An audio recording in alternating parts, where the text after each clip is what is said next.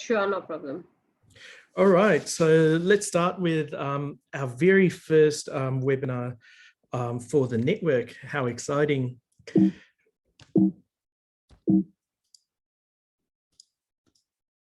All right, so when we normally think about online learning, or what we've generally been doing with online learning management systems, is we've been using it as a repository of information. So when what I mean by a repository of information is you'll see something like this. This is an example of how we used to do things probably about 5 years ago. So our learning management system is Blackboard, and I know across the Pacific, Moodle is more common. Towards the end of this year, we're moving on to another learning management system, which is Canvas, which is also quite popular. So when I say a repository of information, it's files and folders located in an online environment that students then click and access. So you'll have something, that we'll all be familiar with, a number of tabs. In this case, you have lectures, your course resources, your tutorial resources on the left-hand side. And then you click on these tabs, and here's an example of a tab around lecture resources. Then you get a number of folders, you click in those folders, and then you'll find the PowerPoint slides, etc. for that lecture. Then again, you have to go back out, then you have to click in tutorial resources to get all the tutorial information, the activities. So it's not really engaging, it's really a filing system where you have a number of resources available to the system, but it does not really engage them. So it's, we need to move away from that system. And here's the example of tutorials, and rethink how we design our learning environments, our technology enhanced learning environments, to ensure that there is alignment between the goals of the session, the resources, the activities, etc. But it also engages students in a manner that facilitates their learning, but also engages them to learn from each other, to share ideas and information that they already have. So again, it goes back to that learning principle, that students are not empty vessels, but they come into these courses that we offer with their own set of experiences, understanding worldviews, and perspectives on how they see things. So drawing out those perspectives and worldviews and that pre-existing knowledge engages the student, facilitates the discussion, and also enriches that learning environment. So when we think about informing that learning design, there are a number of things that are suggested by literature. So remember, I showed you in that early slides around clicking into these different folders and then getting the information that you want. Often they're very different folders located in different areas, and to get a complete picture of what a student is required to do in 1 week or a session, they have to click on a number of folders to get that information.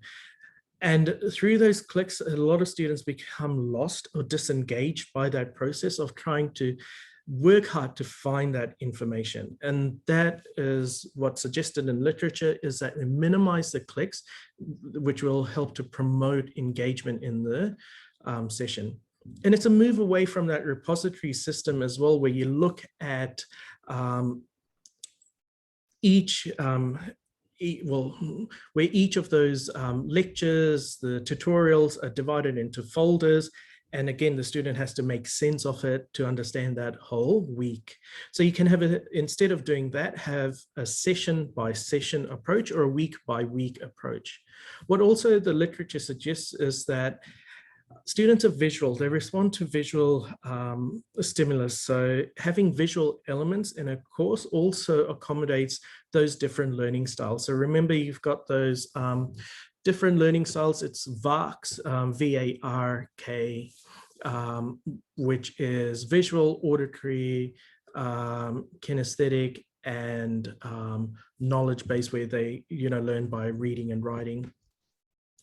Also, the literature suggests is that if you have a consistent format across these weeks or these sessions, it engages students because they know exactly where to find these resources, these activities. It's in a format that's familiar to them in each of these weeks. So that also promotes their engagement. And as always, even in our traditional classroom settings, using that scaffolding approach to learning, so students build on knowledge in each of these sessions. So you should translate that across into a technology enhanced learning environment as well, or the design of a technology enhanced learning environment. And as you move into an online environment, there's also a movement away from being a teacher-centered practice or a teacher-centered classroom setting to more of a learner-driven environment where the traditional, what we considered as the teacher, is the guide or takes on a facilitator role. And the other element is ensuring constructive alignment. So from a design principle of online courses, you have a number of learning artifacts. I like to call them learning events. They really are events. And as I'll go through it and explain a sample design of an online environment, you'll see what I mean by learning events. So they're opportunities for the student to engage in the learning process by interacting with one or more learning events in a particular week. And those learning events should be aligned to the learning outcomes. So these learning events could comprise of engaging with resources, engaging with activities or assessments, but the overall pedagogical philosophy here should be that each of these learning events should be constructively aligned to the learning outcomes of the course. Now, there are a number of teaching pedagogies, also frameworks that you could be centering your practice around. One of the ones that I prefer, especially in the context of Pacific learning as well, is social constructivism, which is a process whereby learners engage with each other, and that learning is a collaborative process. And through that engagement with their peers, and the facilitator or the academic, they make sense of the knowledge that they engage with through these learning events. Now, there is a number of learning theories. I've also included this in our network's Facebook page, but here is a link, and I'm happy to share these again with you guys. I can email it to you guys if you drop your email in the chat box. And it's a really good way to, it's presented quite well. I think I've got this, just go back, open in. So here you go. I hope you're able to see that. It's a number of online learning theories presented in a timeline, and you can click on these for more information.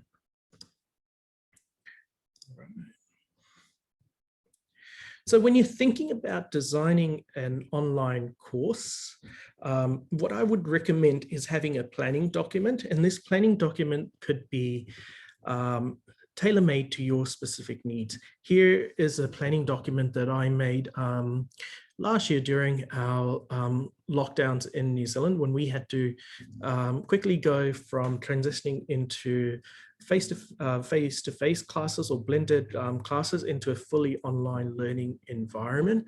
So one of the ways I did that was not to just go onto my learning management system and start working there, but I created a document of what I wanted from each of these sessions. I call them sessions. You can call them weeks as well. So I have 12 sessions across a semester.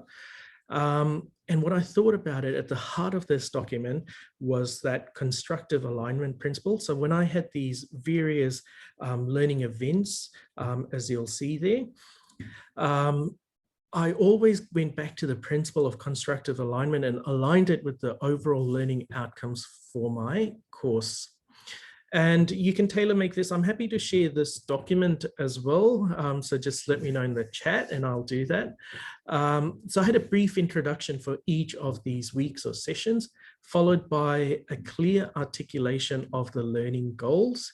Then that was followed on by resources, activities that they had to do. And these activities could be peer engagement activities or self-review activities. In this course, I had a team task, so I all factored that in. And then I had a checklist at the end of the session to ensure that the students had something to review their progress on.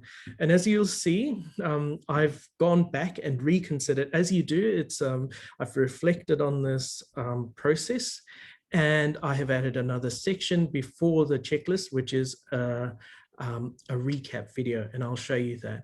So what I did was I came up with this document, and then as you'll see in those pink notes, I added certain tools that will help me to achieve or design these elements. So the tools did not precede the design, and rather it was those learning theories, those pedagogies that informed the design. And then I found suitable tools to translate this document into an online format.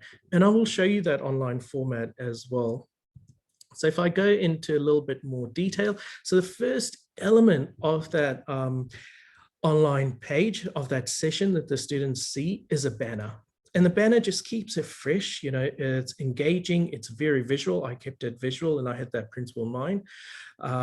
So engage the students, hey, this is week 1. These are some of the important details of week 1. This is the dates, which I've kept in that.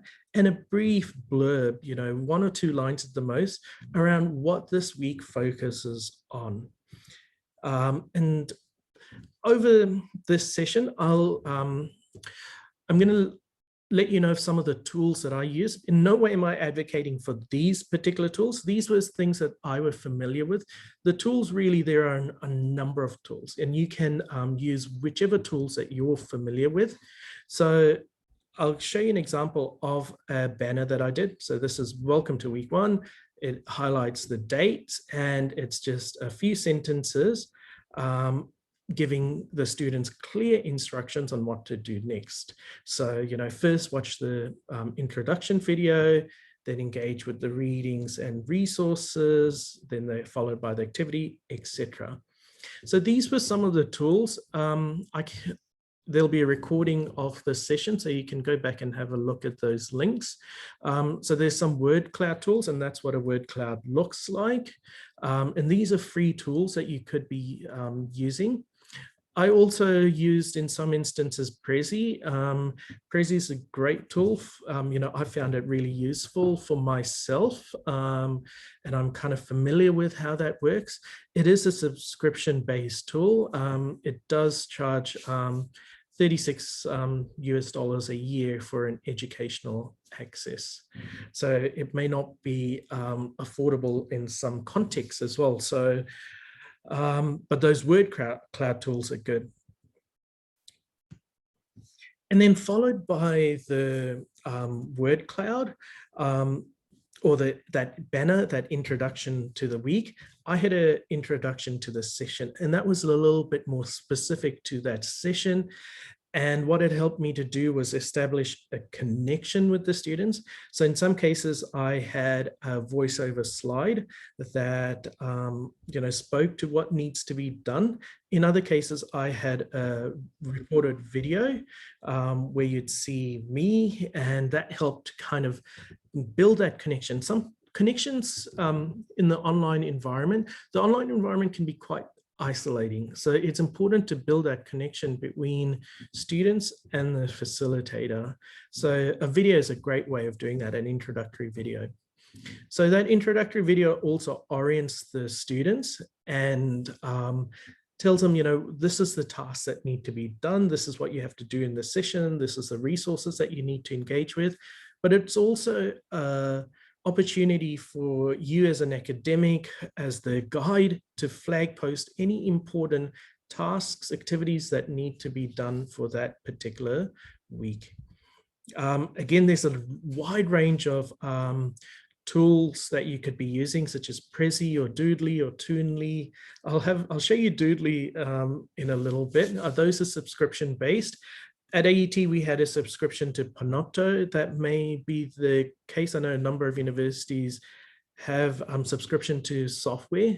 So it could be the software that exists within that university context that staff could be using.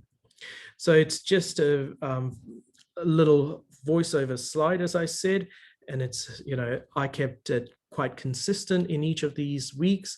And I said, this is the aim of the session. This is a suggested plan for you as the students, suggested plan for you to tackle these session tasks. So what I'll do, I'll switch to the course that I have. Let's move this over. So here we go. So as you'll see, that is at week 1 and for this particular course. And it's followed by that introduction video. I'll just lower the volume. And as you'll see, I'm Jalal Mohammed, and welcome to session 1, the basics of quality management. The aim of this session is for you to develop an understanding of what is meant by quality and examine attributes of quality in relation to the New Zealand health sector.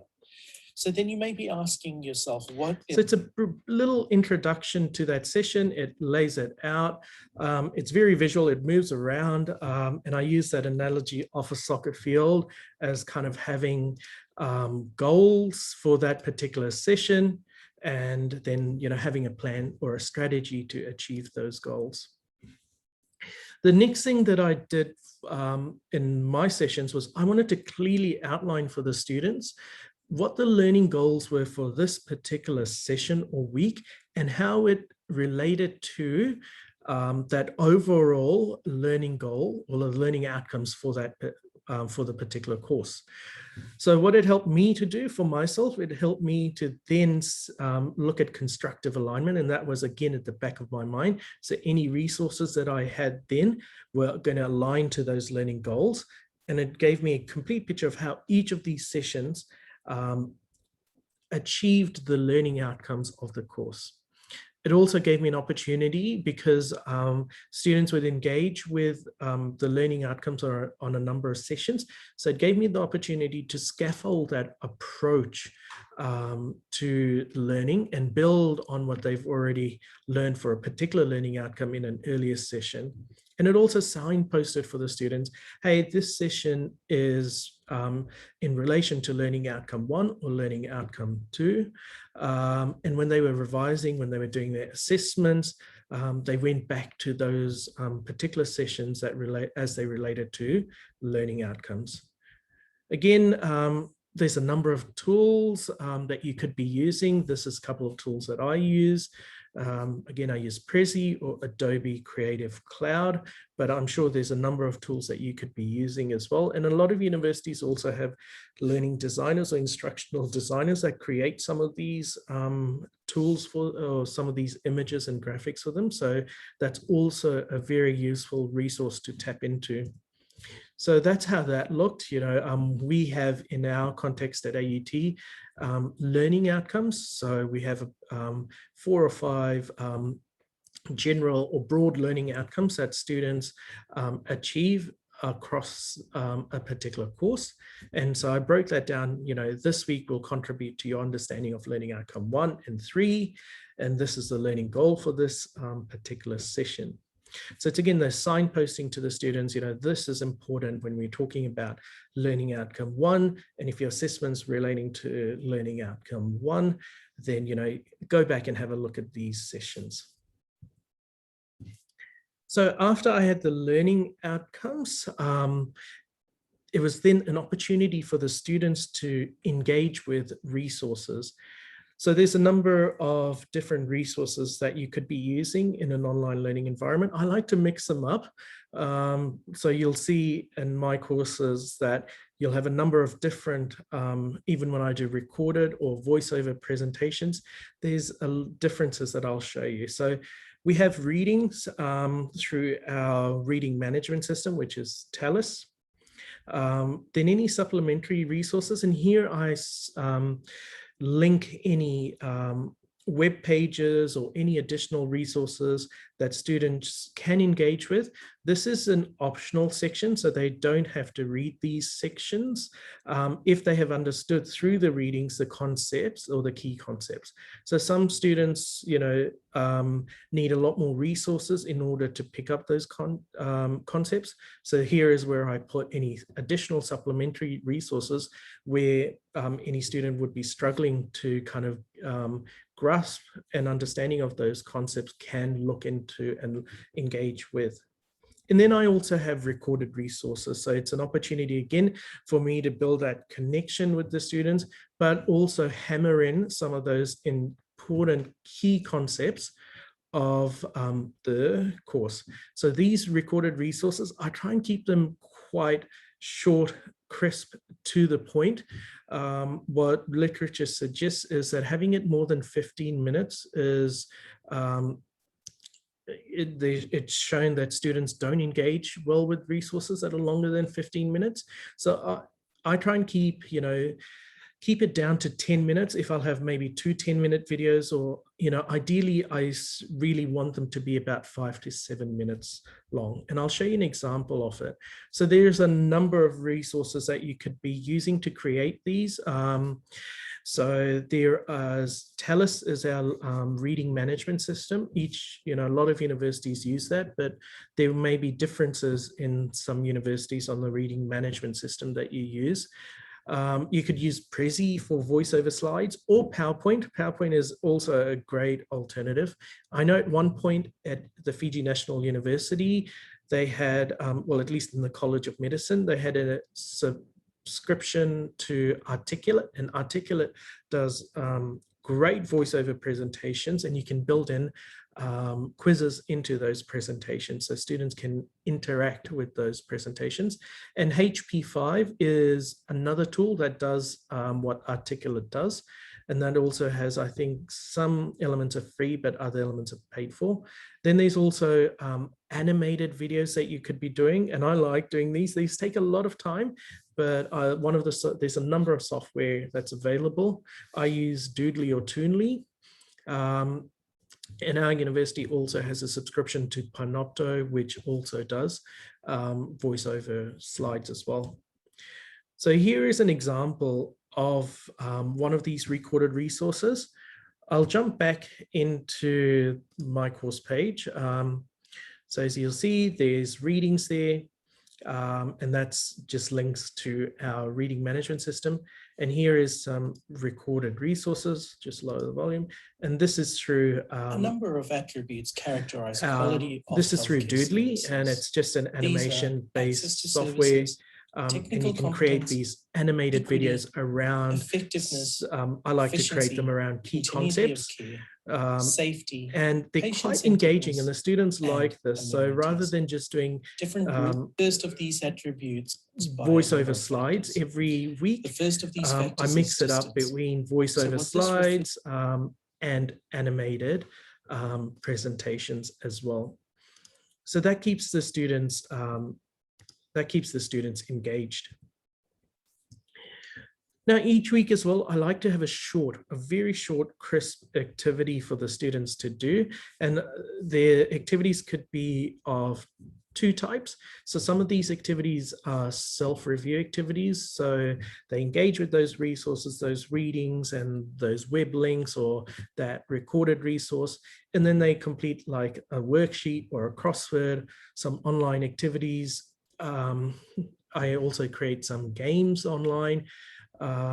And also there's the quiz system, which is inbuilt to our learning management system that I use as well.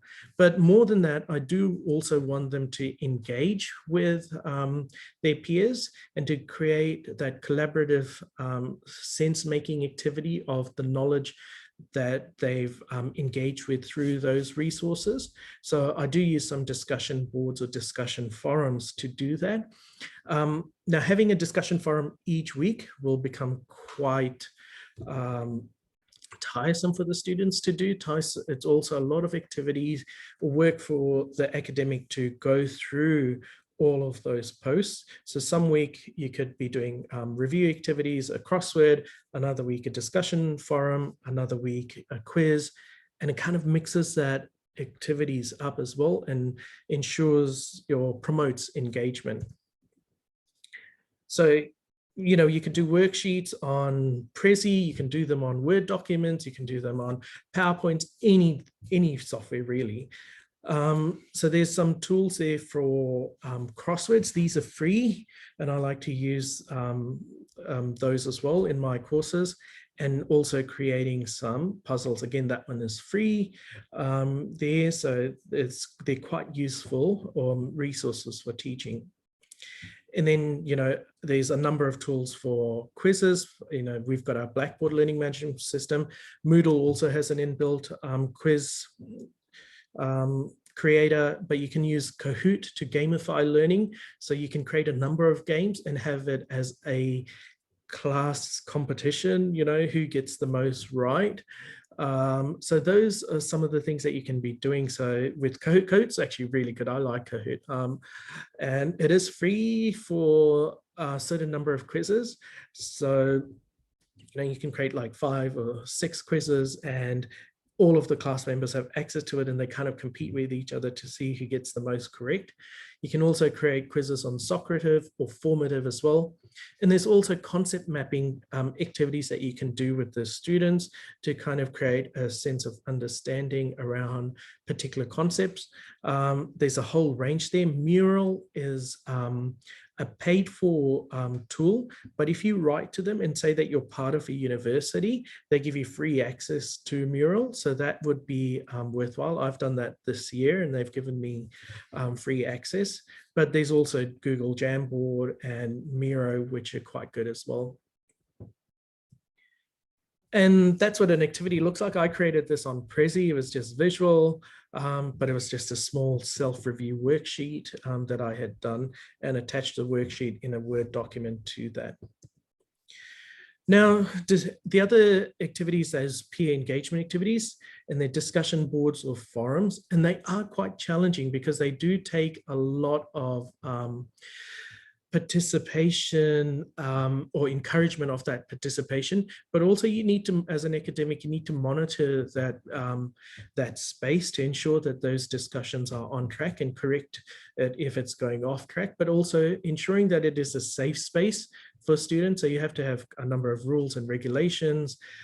There can be issues around students getting into arguments over disagreements.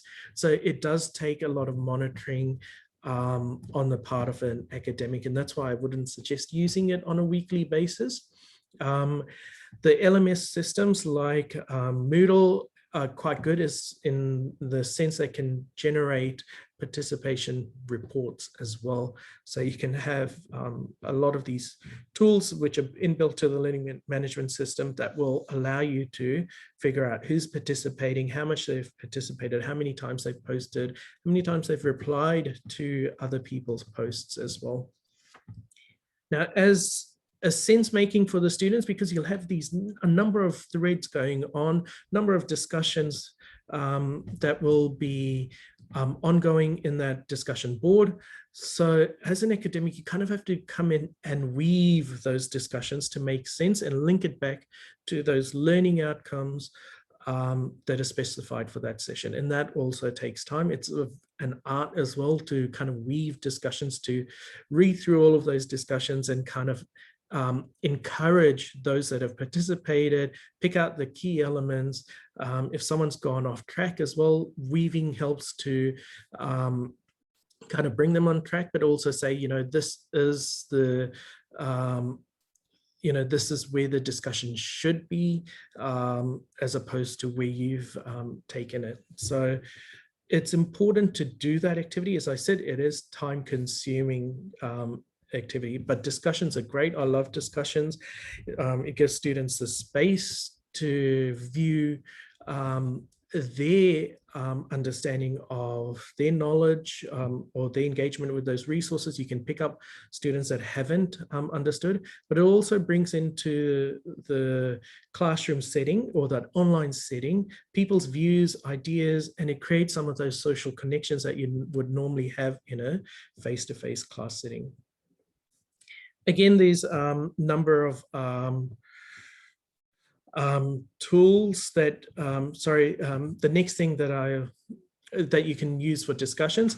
The next thing that I've just brought about this year is a recap video. So I didn't have this last year, but as I engaged with the students and I reflected on that engagement and on my own academic practice, I've created these short 5 to 10 minute recap videos. So as a student engages with all of those resources, and before they move on to the next session, they have an opportunity to recap on some of the key concepts. In case they've missed something, this is an opportunity for me to highlight that you should have addressed these concepts, or you should have taken from this session these understandings or these knowledge of the particular session.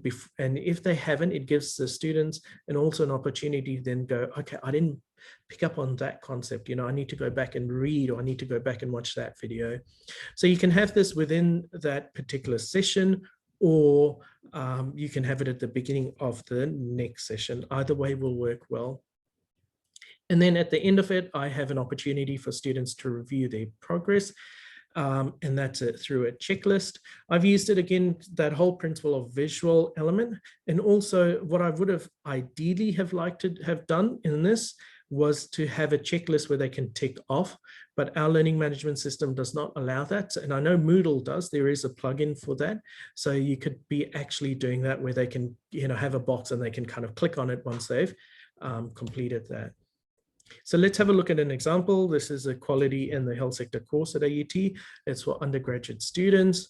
And it's the example that I've been showing you. So as I said, we've moved away from, you know, having lectures, tutorials, and course resources, separate folders, to one that's all encompassing. So a student comes in, they see, you know, announcements, they have the course guide, they have some information around assessments and all of that. And on that side, they have all of the 12 sessions. As soon as they click into one of the sessions, it opens up right with that. And it's that scroll down element. So they're not clicking, they're scrolling down and they see all of those things. And everything is embedded in there. So they just press play and it plays. And again, I have, as part of my course Zoom meetings with the students, where I get to engage with them and create that sense of engagement. So they go through all of these resources in their own time, and we meet and we have that. So there's an activity. And then again, because I have a team task in this, I have a little description of what they need to do in the team task. Then there's that session recap. And that session recap is just a PowerPoint voiceover. Before you move on to the next session, let's recap on the basic concepts. So, you know, that's there. And then they do a checklist. And once they're done, they move on to the next session. All right. So I know there's a few comments and coming up in the chat. Was there any questions? We might take a little 5-minute break and... Okay, so you're saying you could hardly hear me?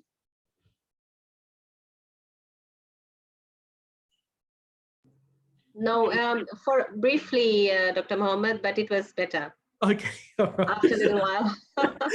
Yeah. Oh, I was wondering, oh my God, have I gone on and, you know? No, maybe just for a minute or two.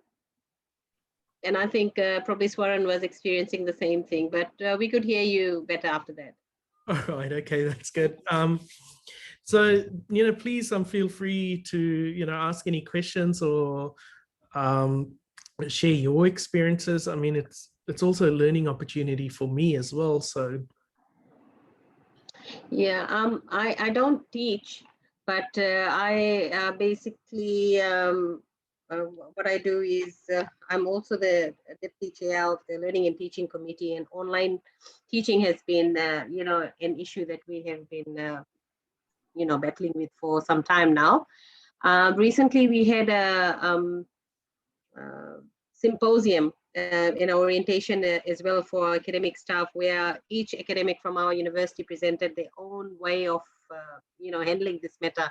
And they also shared the experiences with everyone about how it has been over the past year or so, like with online teaching and the different resources and platforms that they have been using to engage students effectively. So while you were going through your presentation, then I was thinking of all these multiple presentations that I have seen over the past few weeks. And, and this would actually be useful for some of us. And if I could have if you could email me, then I could actually give it to our L&T committee to have a look and maybe share this information with all the academics if you would like. Yep, that would be great, Karishma. Yeah. And if you'd like, I can even present via Zoom at one of your sessions. I'm happy to do that as well. So, Sure. yep, and I'm happy to work with academics in the Pacific. I mean, coming from the Pacific, and I understand some of the difficulties that I had as an academic. But also there was a lot of opportunities that I had as an academic in that context as well. So I'm happy to work with academics in kind of a mentoring capacity if you'd like. Yeah. If anyone wanted to bounce ideas off me, I'm happy to do that. So, I mean, that's what this network's about. If they can join this network, that would be wonderful as well. Yeah, absolutely. That's what I was thinking. I mean, I wanted to see what we had in store, like for the first meeting, and then I would actually go back to the chair of the L&T committee, and of course the other academics, and and get them to probably, especially the ones, maybe the ones who are new and learning and or finding it difficult. They can probably join us in the next session. Wonderful. And because this has been recorded, I can also make the recording available for them to watch as well. So I'll try and put that up on our Facebook page, and then they can have access to it there as well. Yeah, sure. Yeah. So I'm mindful of the time, but I just had a few more slides. Maybe I'll continue. So some of the things that I say when I talk to, because I also do that mentoring role at AET to our academics, is to ensure that workload is realistic. The online environment, as I said, is quite isolating. Students don't get those opportunities to interact and mingle. They don't have some of the benefits of being able to ask questions face to face. So be mindful of those things. Ensure that the workload is realistic, that the workload takes on a scaffolding approach that builds on learnings that are already undertaken in the previous week. Ensure that there's intrinsic motivation, so engage them actively within the course. So you can have case studies as a mechanism to ensure active engagement, and also ensure, as part of intrinsic motivation, that you use real world contexts and situations and examples to drive home those messages. So as I said, workload is realistic, and pace that learning, scaffold it, give feedback along the way. So ensure that there is opportunities for students to receive formative feedback as well as summative feedback, and give good, clear feedback that doesn't overwhelm the student. There's a lot of studies that show that, if you pick out 2 or 3 key points to highlight to the student when you're giving them feedback along with examples, the students are more likely to take that on board than, when you outline a dozen things that they've done wrong. That's kind of a little bit off-putting and demotivating for the students as well. And ensure that there is good guidelines. So ensure that, you have all of these learning events, so have all of these resources, etc. Ensure that there's good out guidelines to ensure that students know where to engage with what, when to engage with that. So that's why I have that banner right at the start, and I give them those instructions there that, you know, have a look at the introduction video first before you move on to looking at the recorded resource and the readings and the activities. So have good, clear guidelines. And create an online presence. And this is important. If you don't have an online presence as the facilitator or guide, students aren't going to be engaged in that online learning environment. No matter how wonderful and technologically advanced it is, it still needs that human element. So I put in weekly announcements, and you can do these announcements either written or create videos for it. I like it written, so I mix it up. So the weekly announcements are written. They're very, you know, driven by images, or I have images embedded in those announcements to kind of make it look attractive. Then I put through an introductory video, and that's got my voice, sometimes got my face, you know, and I talk to the students about what they need to do, and that gets them engaged. Then I have some of those formative activities where I give them feedback, and you know, I ensure that the feedback that I do give them is timely. So it's not, you know, 6 weeks down the line where they've moved on to other activities and other tasks, and then that feedback is of little value to them. Now, another session that I probably want to cover on its own is how to make online learning accessible or inclusive.